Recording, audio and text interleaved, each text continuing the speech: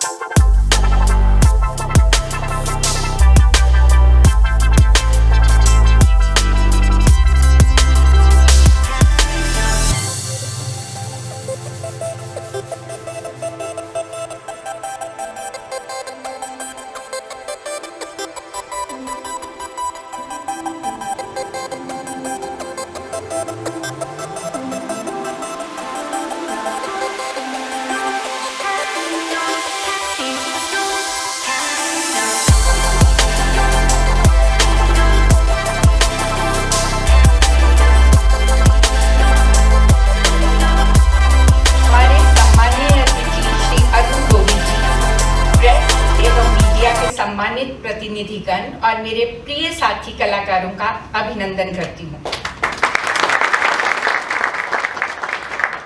मैं विशेष रूप से फिल्म फेडरेशन के president mister BN Tiwari ji, general secretary Shri Ashok Dubey ji, court की चेयरपर्सन श्रीमती प्रीति सप्रू जी, जनरल सेक्रेटरी मुकेश ऋषि जी और मनोज जोशी जी का भी दिल से धन्यवाद करती हूँ, जिन्होंने माननीय अरुण गोविल जी को यहाँ आमंत्रित करने की पहल की।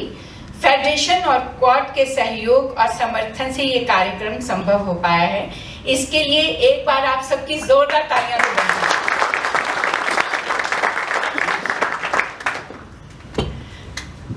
माननीय लोकसभा सांसद श्री अरुण गोविल जी स्वयं फिल्म जगत और कलाकार समुदाय से जुड़े हुए हैं, इसलिए वो श्रमिकों, टेक्नीशियंस और कलाकारों की जमीनी सच्चाइयों और चुनौतियों को भली भांति समझते हैं। हम सबके लिए ये गर्व की बात है कि आपने लोकसभा में फिल्म इंडस्ट्री के कार्य संबंधी मुद्दों और उनकी चुनौतियों को मजबूती से, कि मैं कोई चीज भूल जाऊं, इसलिए मैंने ये नोट डाउन किया। अदरवाइज मुझे लगता है कि मैं इस पे बोलने लगूंगी तो शायद घंटों बोल सकती हूँ, क्योंकि सिंटा में आने के बाद जो तकलीफ़ें मैंने आर्टिस्टों की देखी हैं और उनके घर कैसे चल रहे हैं, वो 1200 रुपये देना कितना मुश्किल हो रहा है। हमारे टेक्नीशियंस किस प्रॉब्लम से, हमारे जो ये स्पॉट बॉयज़ होते हैं वो सबसे पहले आते हैं, सबसे बाद में जाते हैं। कितने घंटे उनको सोने को मिलता है, कहने को बहुत कुछ है। और अरुण जी मेरा ख्याल है कि इसे बहुत अच्छी तरह से समझते हैं, क्योंकि वो इंडस्ट्री के हैं। तो मुझे पूरी उम्मीद है कि वो ज़रूर हमारी मदद करेंगे। और अब मैं कॉर्ट के जनरल सेक्रेटरी मुकेश ऋषि जी से आग्रह करती हूँ कि वो हम सबसे 2 शब्द साझा करें। मुकेश जी प्लीज़ आइए। Honourable Shri Arun Govil ji, member of parliament Lok Sabha, Tiwari ji, federation of western India cine employ, cine artist welfare association, chairperson Preeti Sapru ji जो नहीं आ पाई, कुछ काम ऐसा था अवॉइड नहीं कर सकी, इसलिए मैं उनकी तरफ से माफ़ी चाहता हूँ। CINTAA and TV artist association के प्रेसिडेंट पूनम ढिल्लन जी, आप सबका यहाँ वेलकम करता हूँ मैं। वैसे तो सारी बातें तिवारी जी ने और उपासना जी ने आपको कह दी हैं जो हमारी ज़रूरतें हैं, और मैं इतनी बात ज़रूर कहना चाहूँगा कि मैंने खुद पार्लियामेंट सेशन में अरुण गोविल जी को सुना था ये मुद्दे उठाते हुए, और जिस सफाई से, जिस प्रेम से इन्होंने वो बातें कही थी, मुझे पूरा यकीन है कि इनकी आवाज़ जो है पार्लियामेंट के अंदर गूंजी होगी, लोगों तक पहुँची होगी। आज इन्होंने अपने आप को पहले कह के कि वो मिलना चाहते हैं सबसे, फेडरेशन ने सारा बंदोबस्त जो किया है उसके लिए उनका बहुत बहुत धन्यवाद। ये जो करना चाहते हैं हम, इंडस्ट्री में हम सब लोग आ जाते हैं, आर्टिस्ट भी आ जाते हैं, वर्कर्स भी आते हैं, टेक्नीशियंस भी आ जाते हैं।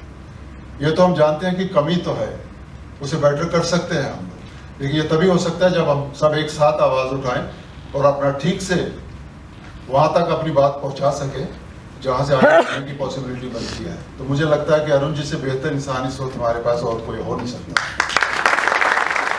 मैं रिपीट नहीं करना चाहता क्योंकि उपासना जी ने बहुत अच्छी तरह से कह दिया, तिवारी जी ने कह दिया। मेरा जो समय है जो मैं लेना चाहता था वो समय मैं प्रेस वालों को दे रहा हूँ ताकि आप अरुण जी से अपने दिल खोल के बातें कर सके। बहुत बहुत धन्यवाद। कि सब एसोसिएशंस एक साथ हों फेडरेशन के तत्वाधान में, और बीइंग एन एक्टर मैं वहीं तक सीमित रहा। राजनीति में सोचने का, राजनीति में करने का कोई शौक नहीं था, इच्छा नहीं थी बिल्कुल भी। नेता बनने का कोई शौक नहीं था, लीडरी का कोई शौक नहीं था। उत्तर प्रदेश से आया हुआ एक नॉर्मल सा युवक, और उसी तरह मैंने अपनी ज़िंदगी यहाँ गुजारी है। जो लोग मुझे जानते हैं उन सबको पता है कि इस इंडस्ट्री में जितने सो कॉल्ड मैनिपुलेशंस होते हैं वो मैंने नहीं किए। मुझे आते भी नहीं थे, आज भी नहीं आते। And that is why I speak straight, बिल्कुल स्ट्रेट। जहाँ तक राजनीतिक सफर की बात है, मुझे 1988 से जब से रामायण बहुत पॉपुलर हुई थी तब से मुझे राजनीति में ऑफर्स आते रहे, पर मेरा कभी मन नहीं किया। As I said it, I am too straight line of a person, you know. मैंने कहा नहीं, मेरा ये काम नहीं है, मुझसे होगा भी नहीं, मुझे आता भी नहीं है, और ये अब तक भी होता रहा। फिर एक दिन, आज 23 तारीख है, 22 जनवरी पिछले साल की, रामलला के मंदिर में बैठे हुए थे हम, जब उनका अभिषेक होने वाला था। और उस दिन मेरे मन में थॉट आया कि इस देश में या समाज में हमने आध्यात्मिक और धार्मिक सेवा तो रामायण के थ्रू काफी की है, हुई है, लेकिन कभी 1 to 1 जिसे हम जन सेवा कहते हैं डायरेक्टली, वो कभी नहीं हुआ। ये थॉट इधर से आया और इधर से निकल गया, और उसके कुछ दिन बाद मुझे एक फोन आया कि हम ऐसा सोचते हैं कि आपको हम मेरठ से आप हमारे लिए चुनाव लड़ें, तो what do you think of it. और वो व्यक्ति जो बरसों से मना करता रहा, उसने एक पल भी नहीं लिया ये कहने में कि इट्स ओके, आई डू। तो मैं ये आपको बताना चाहता हूँ कि पहली बात तो ये कि समय अपने आप में इतना ज़्यादा बलवान होता है कि जो जब होना होता है वो होकर तो रहता है, लेकिन इसका मतलब ये भी नहीं होता कि हम अपना कर्म ना करें, हमें कर्म तो करना होता है। तो ये है कहानी मेरे राजनीति में आने की। और यहाँ आने के बाद जब मुझे सबसे पहला मौका मिला कि मैं कुछ बोल पाऊँ, तो मैंने जो पहला मुद्दा पार्लियामेंट में उठाया था वो ये था कि जो हमारा OTT प्लेटफॉर्म पे जो हम देखते हैं उसमें बहुत सारी चीज़ें ऐसी होती हैं जो हम फैमिली व्यूइंग नहीं कर सकते। सबसे पहला मुद्दा मेरा वो था। और ये जो मुद्दे उठाने का भी जो उनका प्रोसेस है वो ये है कि हमें जो हम कहना चाहते हैं वो हमें अपलोड करना होता है वहाँ, और उसके बाद एक लॉटरी निकलती है वहाँ। उस लॉटरी में हमारा नंबर आ जाए तो ठीक है, हम बोल पाते हैं, वरना नहीं बोल पाते। तो एक दिन मैंने जब इंडस्ट्री का मुद्दा उठाया और उस दिन मेरी लॉटरी लग गई और मैं बोल पाया। इस इंडस्ट्री में मैंने वाकई, as everybody knows it, as everybody said it, जो हो रहा है, जो होता आया है आज तक, वो किसी भी दृष्टि से छोटे हमारे कलाकारों के लिए, हमारे कर्मचारी, स्थायी कर्मचारियों के बराबर सभी फायदे मिलेंगे। गिग और प्लेटफॉर्म श्रमिक, अनुबंध कर्मचारी, महिला कर्मचारी, युवा श्रमिक, MSME श्रमिक, बीड़ी और सिगार श्रमिक, बगान मजदूर, ऑडियो विजुअल और डिजिटल मीडिया कामगार, जिस कैटेगरी में हम सब आते हैं। इलेक्ट्रॉनिक मीडिया के पत्रकारों, डबिंग आर्टिस्ट और स्टंट पर्सन समेत डिजिटल और ऑडियो विजुअल कामगारों को अब पूरा फायदा मिलेगा। इसमें हम सब लोग शामिल हैं। सभी कामगारों के लिए नियुक्ति पत्र अनिवार्य होगा, जिसमें उनका पद नाम, वेतन और सामाजिक सुरक्षा के अधिकार साफ साफ लिखे हों। समय पर वेतन का भुगतान सुनिश्चित किया जाए। ओवर टाइम तय घंटों से ज्यादा काम सहमति से होगा और सामान्य मजदूरी से कम 2 गुना मिलेगा। ये इतने जैसा यहाँ उपासना जी ने कहा था कि कोशिश करेंगे कि ये लागू हो जाए। मुझे लगता है जहाँ तक जिस तरह से हमारे प्रधानमंत्री काम करते हैं उनमें ऐसी कोई बात नहीं होनी चाहिए कि ये पूरी तरह जो है वो लागू ना हो। तो होपफुली हमने पहला कदम हम लोगों ने बढ़ा लिया है, एंड आई एम श्योर कि जो हमारी समस्याएं आज तक रही हैं तो धीरे धीरे, मैं ये मानता हूँ कि एक दिन में कुछ भी कम नहीं होता, इट टेक्स टाइम, बट हो जाए, I am sure about it. तो आपसे बस इतना ही कहना था। और 2 शब्द, मैंने बहुत सारे शब्द बोल दिए हैं वैसे तो, पर 2 शब्द में मुद्दे की बात 2 शब्द होती है।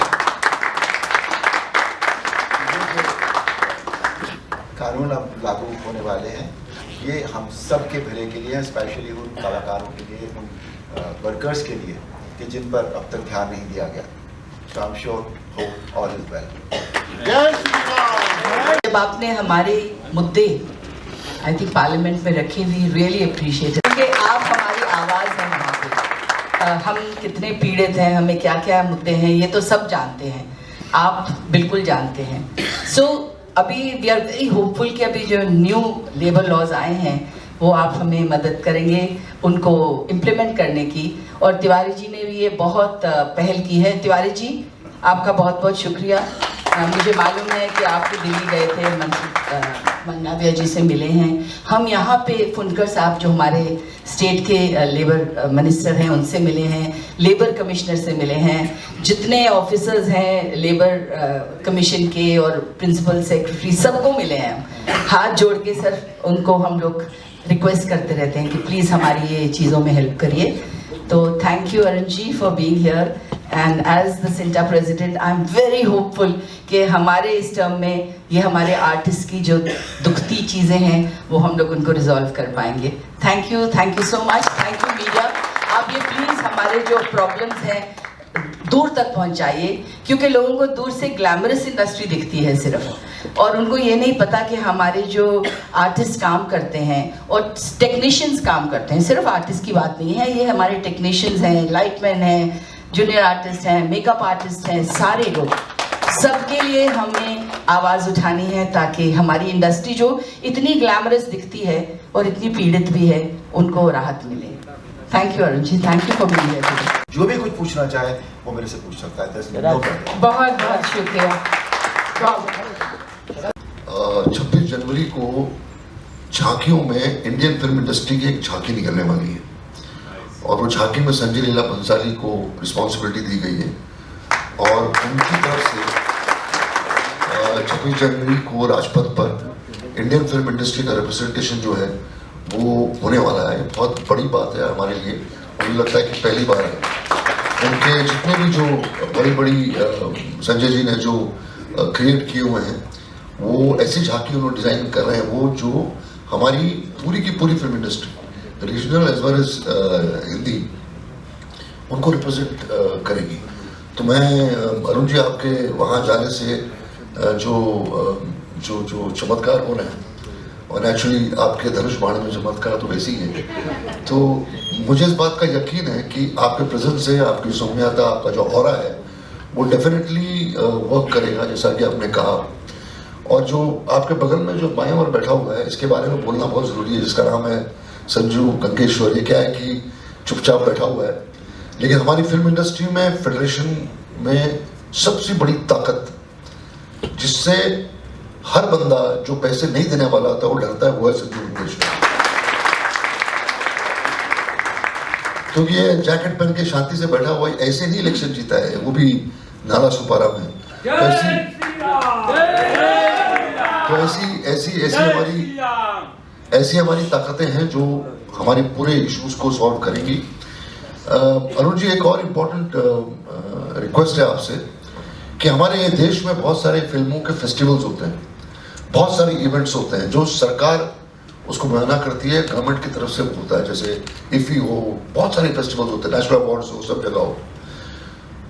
एक बहुत इम्पोर्टेंट इशू है कि गवर्नमेंट एजेंसीज, गवर्नमेंट अथॉरिटीज जितनी भी हैं वो सारे फेस्टिवल्स में, वो सारे फंक्शंस में, इवेंट्स में फेडरेशन को इन्वॉल्व करना बहुत ज़रूरी है।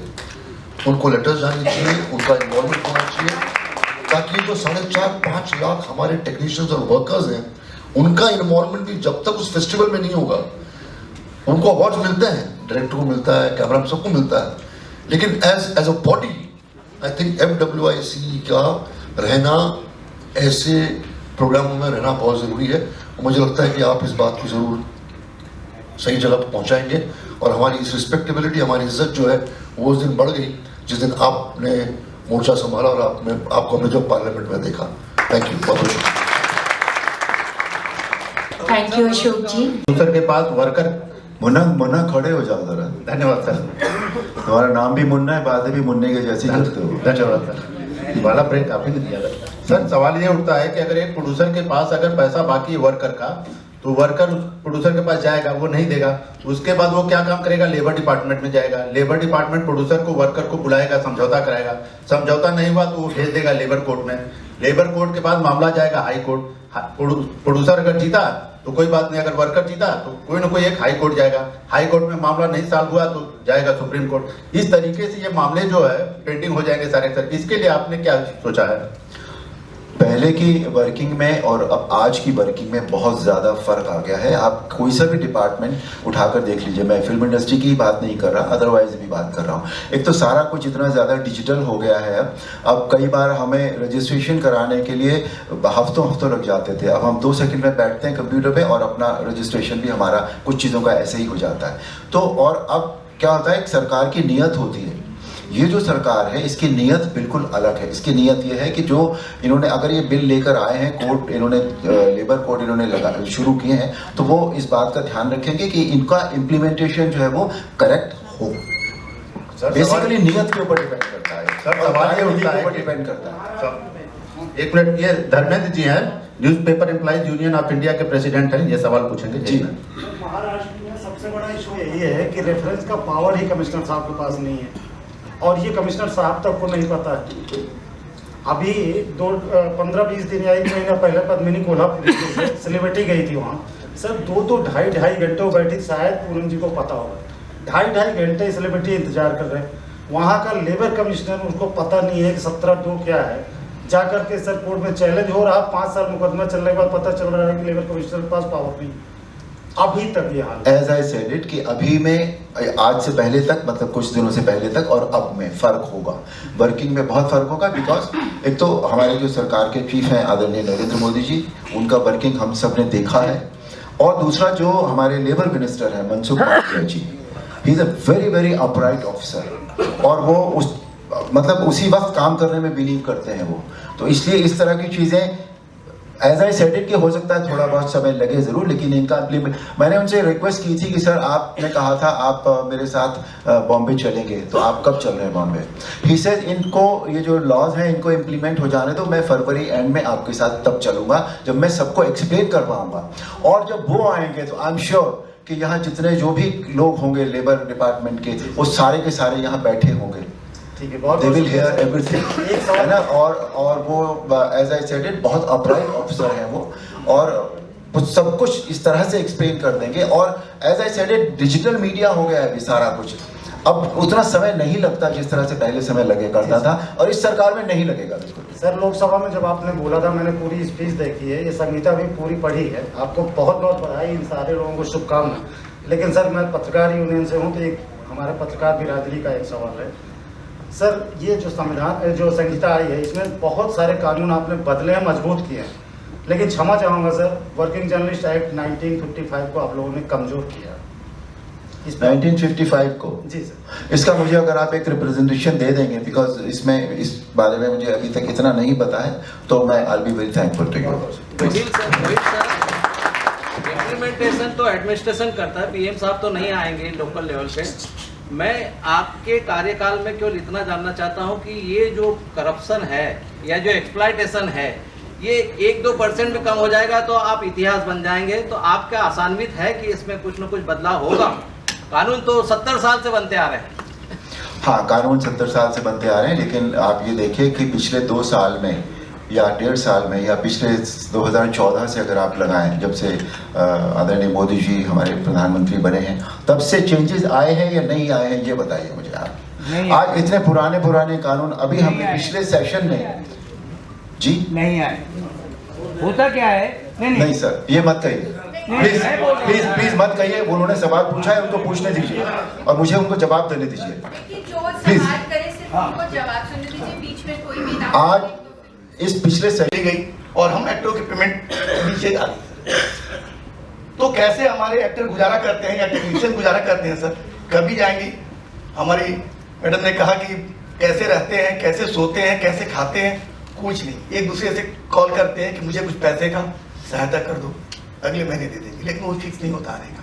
तो मैं चाहता हूं कि आप लोकसभा में सर जरूर प्रधानमंत्री जी के सामने रखिए कि हम एक्टरों के लिए एक पेमेंट, एक जो लेबर इसका मनीष जी आप बैठिए, इसका एक तरीका है सर, जो सिस्टम है काम उसी से होगा। ऊपर बैठे हुए व्यक्ति को इतनी डिटेल में बातें नहीं पता होती। आप जो भी एसोसिएशंस हैं उनका एक रिप्रेजेंटेशन कि सर हमारी ये प्रॉब्लम है। पहले तो जब ये संहिता जब डिटेल में आप पढ़ लें, उसको देख लें, है ना, उस पर काम शुरू हो जाएगा। अगर उसमें उसके बाद जो कमियां अगर हमें दिखती हैं उसमें कुछ, तो उनका रिप्रेजेंटेशन जो है वो हम दे सकते हैं सरकार के पास कि भाई ये इसमें और कमी है, ये सुधारों की और आवश्यकता है इसमें।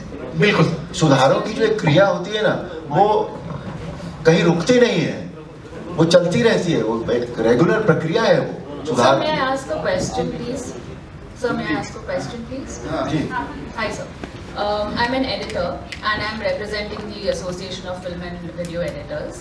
So question about the SOPs and the regulations.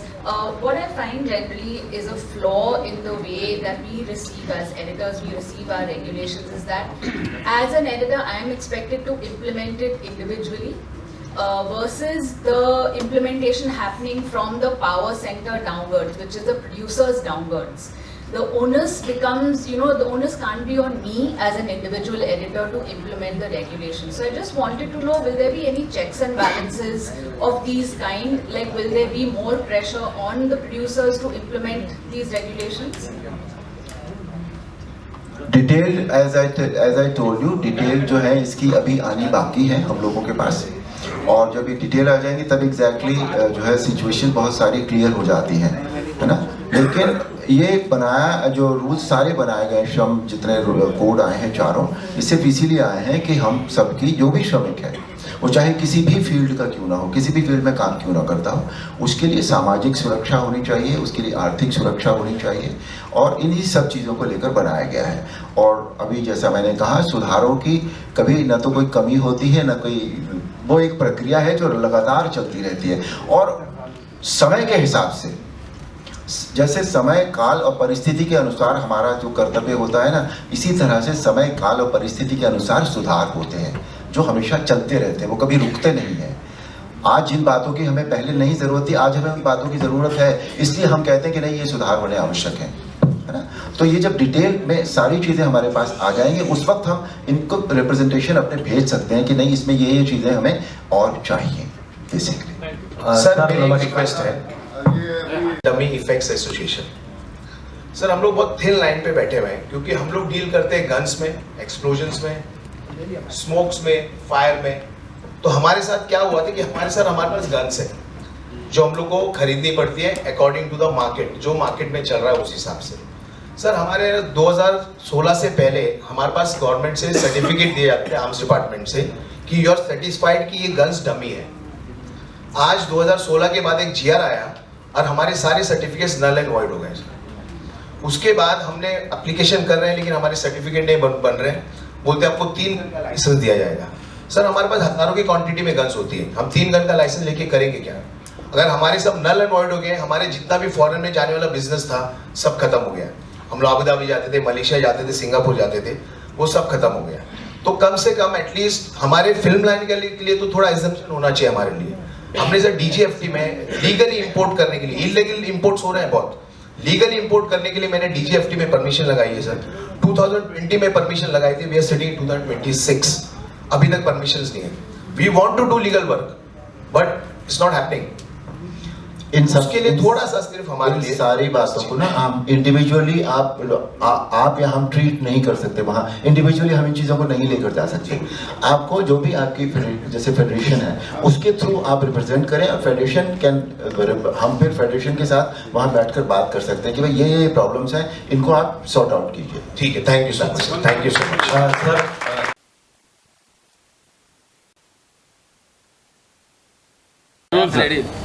Tiwari sir, आज सिमटा में जिस तरह की बैठक की गई है FWIC के ज्वाइंट में, तो किन मुद्दों पर चर्चा किया गया, क्या कुछ कहना चाहेंगे?